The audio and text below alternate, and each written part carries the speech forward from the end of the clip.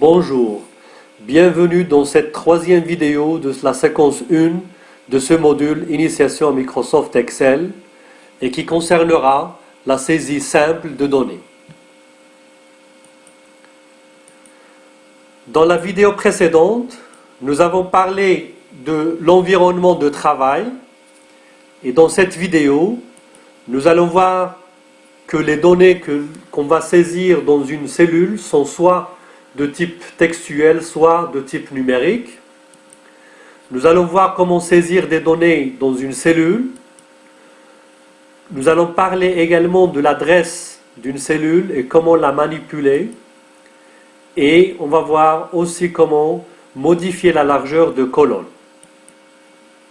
Nous terminerons par la notion de menu contextuel qui est un outil rapide pour exécuter les opérations sous Excel.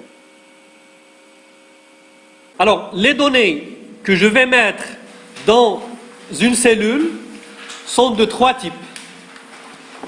Des données textuelles, c'est des textes, comme leur nom l'indique, sauf qu'ils peuvent également contenir des chiffres, peuvent entrer également dans le texte. Deuxième type, c'est les numériques. Alors, comment est-ce que je vais distinguer entre numérique et texte? C'est quoi un numérique? Non, un numérique n'est pas uniquement des chiffres. Non, je peux avoir des chiffres qui ne sont pas numériques. Exemple. Dans votre vie courante, un exemple de juxtaposition de chiffres qui ne correspond pas à un nombre. Là, une date, c'est de type date. Date, elle est assimilée à un numérique et on va voir pourquoi. Le CNE, le Code national de l'étudiant, est un ensemble de chiffres, mais ce n'est pas un nombre. Bon, ce n'est pas un nombre dans le sens informatique de la chose. Que le numérique, c'est uniquement les éléments qu'on peut intégrer dans des calculs. Les choses que je peux inclure dans des calculs, je vais les considérer comme numériques. Tout sur lequel je ne peux pas faire de calcul n'est pas un numérique. Est-ce que je peux sommer deux CNE? Non, ça n'a aucun sens. Est-ce que je peux soustraire un CNE d'un autre? Non plus, ça n'a aucun sens. Par contre, faire la somme de deux superficies, calculer la moyenne de deux notes, là, c'est faisable et ça a un sens. Et donc, ils font partie de numérique. Donc, le numérique, c'est plus en relation avec les calculs qu'avec le contenu de la cellule. Et troisième type de données, c'est les formules. C'est l'élément d'entrée de la puissance d'Excel. C'est ces calculs-là. Si je ne pouvais pas faire des calculs avec Excel, j'aurais fait le même travail avec Word, qui est un traitement de texte. Pour afficher et représenter des tableaux, je peux le faire avec un autre type de logiciel. Mais là, ce qui m'intéresse le plus avec Excel, c'est justement de faire ces calculs. Voici un exemple de tableau que je pourrais créer avec Excel. On va le faire. Donc j'ai une nouvelle feuille, je vais dans une cellule et je mettrai numéro de parcelle. Je passe à la cellule suivante et je mettrai superficie. Je passe prix unitaire.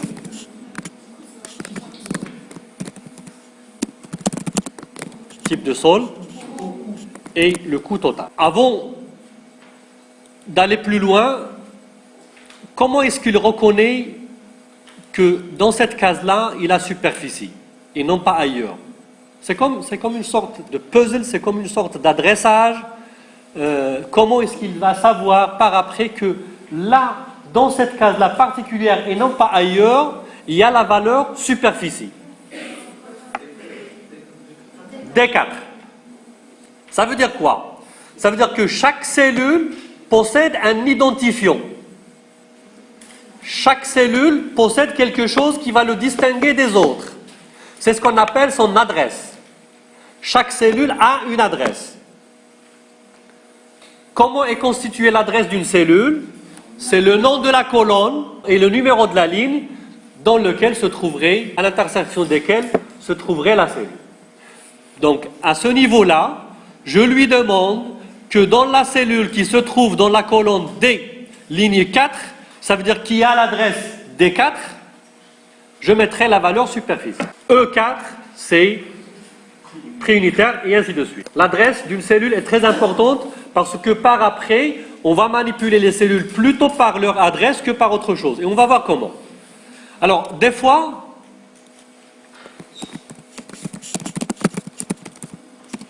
qu'est-ce qu'il a fait? Qu'est-ce qui s'est passé dans les cellules-là? Là, la cellule, elle a une certaine largeur qui est fixe, qui est standard. D'accord? Bon, si jamais le contenu de la cellule dépasse cette largeur-là, il va déborder.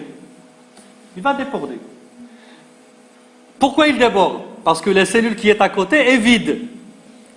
Mais une fois que je mets quelque chose dans la cellule qui est à côté, le contenu ou l'affichage est tronqué. Pour afficher ce contenu-là, vous avez différentes manières. Soit que vous voudriez garder avec la largeur, il y a moyen de le faire, soit tout simplement qu'on va élargir cette colonne. Pour élargir la colonne, il faudrait aller à la jonction entre deux colonnes et tirer.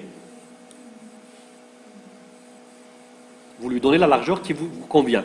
La même chose pour la cellule. Vous voulez élargir une ligne, la même chose, vous allez entre deux lignes et vous changerez de hauteur. Maintenant, si je veux garder cette largeur-là et je voudrais afficher la totalité, ça veut dire que là, je reviens à ce que j'avais dit tout à l'heure, cette question de mettre en forme des données. Donc ça fait partie de la mise en forme du contenu de cellule. Vous avez différentes manières. D'abord, à chaque fois que vous voudriez faire une opération quelconque, il faudra sélectionner la cellule cible. Quelle est la cellule qui est concernée par l'opération que vous allez réaliser?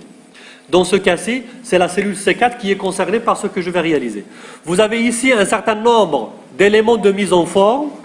Comment changer, qu'on appelle la police, comment changer la taille de police, comment changer un certain nombre de choses.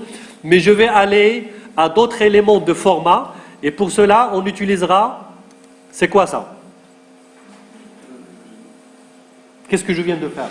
Qu'est-ce qui est affiché? Bouton, quel bouton? Le bouton droit, quelque chose que j'active à l'aide du bouton droit. Comment est-ce qu'on appelle ça? Comment est-ce qu'on appelle cette ligne-là? Là-bas? Là-bas? La barre d'outils, c'est celle-là. C'est là que vous avez des outils. Mais ces barres-là. Barre de menu. Barre de menu, vous avez un ensemble de menus qui sont dans cette barre. Les commandes les plus couramment employées sont dans cette barre qu'on appelle la barre d'outils. Alors, comment est-ce qu'on appelle ça? Le bouton droit. Qu'est-ce que c'est? C'est un menu. Mais qu'est-ce qui va le distinguer des autres menus? Comment est-ce qu'on appelle ça? Vous l'avez utilisé. Vous avez rédigé vos rapports de première année. Vous avez utilisé cette option. Full Word. Comment est-ce qu'on appelle ça? Et comme vous le dites, on va l'activer à l'aide du bouton droit. Menu contextuel. Menu intelligent. Mais on l'appelle menu contextuel. Pourquoi il est contextuel? Parce que les options qui sont affichées dans ce menu dépendent du contexte. Il va changer. Si j'ai sélectionné plusieurs cellules, il va me donner un certain nombre d'options. Si je sélectionne une seule cellule, elle va me donner quelque chose, et ainsi de suite. Pour changer l'apparence de la cellule, je vais aller à format de cellule. Il me donne cette boîte de dialogue qui contient un certain nombre de choses, mais ce qui m'intéresse pour l'instant, c'est alignement. Très bien. L'alignement, par défaut, si vous voulez changer à gauche, centrer, droite, recopier, etc., etc. Mais ce qui m'intéresse le plus, c'est cette case-là. Renvoyer à la ligne automatiquement. Ça veut dire quoi? Ça veut dire qu'on lui demande à Excel d'écrire dans une cellule. Une fois qu'il arrive à la barre de largeur, le contenu va descendre vers le bas et donc il va continuer sur la ligne suivante. Mais toujours dans la même cellule pour que le contenu apparaisse. On va commencer à saisir les données.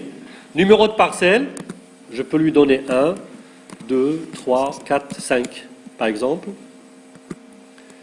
Les superficies, on prendra des superficies 20, 12, 34, 18 et 16, par exemple. Prix unitaire, on mettra quoi? 23 000.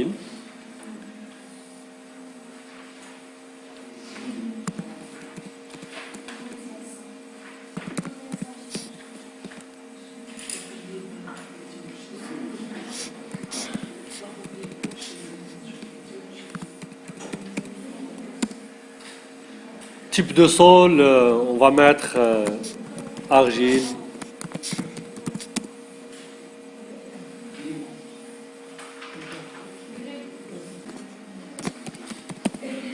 Quelles sont les colonnes qui sont de type numérique et quelles sont les colonnes qui sont de type texte? Numéro de parcelle, texte ou numérique? Texte. Numérique? Qu'est-ce qui pense? Non. Qu'est-ce qui pense que numéro de parcelle est numérique? Parfait.